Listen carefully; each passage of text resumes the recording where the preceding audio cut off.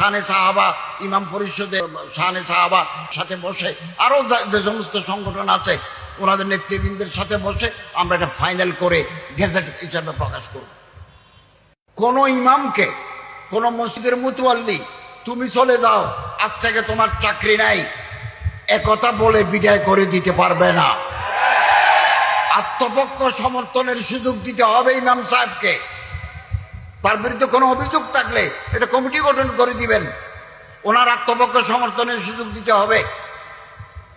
এরপরেই ইমাম সাহেব আমাদের এই নীতিমালার আলোকে তিনি কোর্টে বিচার চাইতে পারবেন।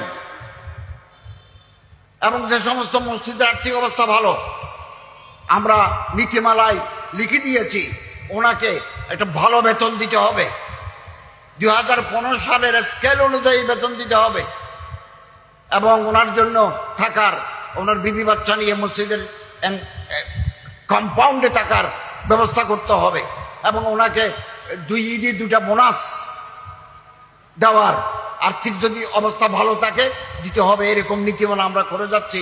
আমরা মনে করি বাংলাদেশের ইতিহাসে এটা মাইল ফলক হয়ে থাকবে। ওখানে যে ক্লজগুলো আছে বিধিগুলো আছে এগুলো আমরা ওলামাই কেরামদের সাথে আইমে মাসাজিদের সাথে ওলামা মশায়েখ আইমে পরিষদের সাথে ওই শানে সাহাবা ইমাম পরিষদের শানে সাহাবা আইমা পরিষদের সাথে বসে আরো যে সমস্ত সংগঠন আছে ওনাদের নেতৃবৃন্দের সাথে বসে আমরা এটা ফাইনাল করে গেজেট হিসাবে প্রকাশ করব।